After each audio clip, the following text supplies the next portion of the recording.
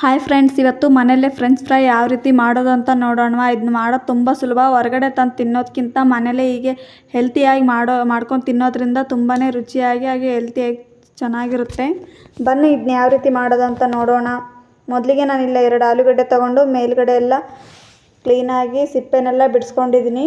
ಇವಾಗ ಅದನ್ನ ಉದ್ದಕ್ಕೆ ಕಟ್ ಮಾಡ್ಕೊಳ್ತೀನಿ.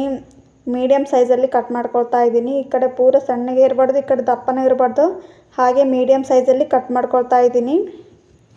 ಈ ರೀತಿ ಮೀಡಿಯಮ್ ಸೈಜಲ್ಲಿ ಕಟ್ ಮಾಡ್ಕೊಂಡಿದ್ದೀನಿ ನೋಡಿ.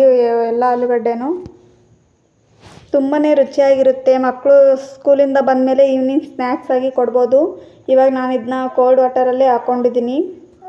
ಈ ರೀತಿ ಕೋಲ್ಡ್ ವಾಟರಲ್ಲಿ ಹಾಕ್ಕೊಂಡು ಸ್ವಲ್ಪ ಹೊತ್ತು ಬಿಡಬೇಕು. ಇನ್ನೊಂದು ಕಡೆ ನಾನಿಲ್ಲಿ ಪಾತ್ರೆಯಲ್ಲಿ ನೀರು ಕಾಯಕ್ಕೆ ಇಟ್ಟಿದ್ದೀನಿ. ಆಲೂಗಡ್ಡೆನೇ ಮೊದಲಿಗೆ ಬೇಯಿಸ್ಕೊಳ್ಬೇಕಲ್ಲ, ಹಂಗಾಗಿ ನಾನಿಲ್ಲಿ ನೀರು ಕಾಯಕ್ಕೆ ಇಟ್ಟಿದ್ದೀನಿ. ನೀರೆಲ್ಲ ಸ್ವಲ್ಪ ಬಿಸಿ ಆದಮೇಲೆ ಆಲೂಗಡ್ಡೆನ ಕಟ್ ಮಾಡಿ ಇಟ್ಕೊಂಡಿದ್ದೆಲ್ಲ ಅದನ್ನೆಲ್ಲ ಹಾಕ್ತಾಯಿದ್ದೀನಿ. ಈ ರೀತಿ ಹಾಕ್ಬಿಟ್ಟು ಒಂದು 80% ಬೇಯಬೇಕು. ಪೂರ್ತಿ ಮೆತ್ತಗಾಗೋವರೆಗೇನು ಬೇಯಿಸ್ಕೊಳ್ಳೋದೇನು ಅವಶ್ಯಕತೆ ಇಲ್ಲ. ಒಂದು 80% ಬೆಂದರೆ ಸಾಕು. ಅದನ್ನ ಫ್ರೈ ಮಾಡ್ತೀವಲ್ಲ, ಹಂಗಾಗಿ ಒಂದು 80% ಬೆನಿಬೇಕು ಅದೆಲ್ಲ. ಈ ರೀತಿ ಬೆಂದಾದಮೇಲೆ ಇದನ್ನೆಲ್ಲ ನಾನಿವಾಗ ಒಂದು ಬೌಲ್ಗೆ ಹಾಕ್ಕೊಳ್ತಾ ಇದ್ದೀನಿ. ಅಷ್ಟನ್ನು ಬೌಲ್ಗೆ ಹಾಕ್ಕೊಂಡಿದ್ದೀನಿ. ನೀವು ಬೇಕಂದರೆ ಇವಾಗೆ ಉಪ್ಪು ಸಹ ಹಾಕ್ಕೊಳ್ಬೋದು. ಇವಾಗ ಇದನ್ನ ನಾನಿಲ್ಲಿ ಒಂದು ಕಾಟನ್ ಬಟ್ಟೆಯಲ್ಲೇ ಹಾಕ್ಕೊಂಡಿದ್ದೀನಿ. ಕಾಟನ್ ಬಟ್ಟೆಯಲ್ಲೆಲ್ಲ ಹಾಕ್ಬಿಟ್ಟು ಇದೆಲ್ಲ ಡ್ರೈ ಆಗೋವರೆಗೂ ಬಿಡ್ತಿದ್ದೀನಿ. ಒಂದು 5 ನಿಮಿಷ ಕವರ್ ಮಾಡಿ ಈ ರೀತಿ ಪ್ರೆಸ್ ಮಾಡಿಕೊಂಡ್ರೆ ಆಯಿತು. ಎಲ್ಲ ಡ್ರೈ ಆಗುತ್ತೆ ಆಲೂಗಡ್ಡೆ ಎಲ್ಲ. ಆವಾಗ ಚೆನ್ನಾಗಿ ಬೇಯಿಸಿ ಆಗುತ್ತೆ. ಎಣ್ಣೆಲಿ ಸಹ ಕರಿಬೋದು ಆವಾಗ. ಇವಾಗ ನೋಡಿ ತೋರಿಸ್ತೀನಿ, ಎಲ್ಲ ಡ್ರೈ ಆಗಿದೆ. ಕಾಟನ್ ಬಟ್ಟೆ ಅಲ್ವಾ, ಎಲ್ಲ ಹೀರ್ಕೊಂಡಿರುತ್ತೆ ನೀರೆಲ್ಲ. ತುಂಬಾ ಚೆನ್ನಾಗಿ ಡ್ರೈ ಆಗಿರುತ್ತೆ. ಒಂದು 5 ನಿಮಿಷ ಬಿಟ್ಟರೆ ಸಾಕಾಗುತ್ತೆ. ಇವಾಗ ಇದೆಲ್ಲ ಡ್ರೈ ಆಗಿದೆ ಅಲ್ವಾ, ಇದನ್ನೆಲ್ಲ ನಾನಿವಾಗ ಒಂದು ಬೌಲ್ಗೆ ಹಾಕ್ಕೊಳ್ತಾ ಇದ್ದೀನಿ. ಇದನ್ನೆಲ್ಲ ಇವಾಗ ನಾನು ಒಂದು ಬೌಲ್ಗೆ ಹಾಕ್ಕೊಂಡು ಇದಕ್ಕೆ ಒಂದು ಸ್ವಲ್ಪ ಕಾರ್ನ್ಫ್ಲವರ್ ಸಹ ಸೇರಿಸ್ತಾ ಇದ್ದೀನಿ. 1 ಟೇಬಲ್ ಸ್ಪೂನ್ ಅಷ್ಟು ಕಾರ್ನ್ಫ್ಲವರ್ ಹಾಕ್ಕೊಂಡ್ರೆ ಸಾಕಾಗುತ್ತೆ ಇದಕ್ಕೆ. ಕಾರ್ನ್ಫ್ಲವರ್ ಹಾಕ್ಬಿಟ್ಟು ಈ ರೀತಿ ಬೌಲಲ್ಲೇ ಈ ರೀತಿ ತಿರುಗಿಸ್ಕೊತಾ ಇದ್ದೀನಿ. ಕೈಲೇನು ಮಿಕ್ಸ್ ಮಾಡ್ಕೊಳ್ತಾ ಇಲ್ಲ.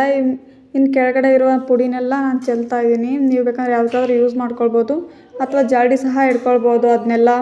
ನಾನು ಜರಡಿ ಏನು ಇಟ್ಕೊಂಡಿಲ್ಲ. ಇವಾಗ ಎಣ್ಣೆ ಸಹ ಬಿಸಿ ಆಗಿತ್ತು. ಫ್ರೈ ಮಾಡ್ಕೊಳ್ತಾ ಇದ್ದೀನಿ ಇದನ್ನೆಲ್ಲ.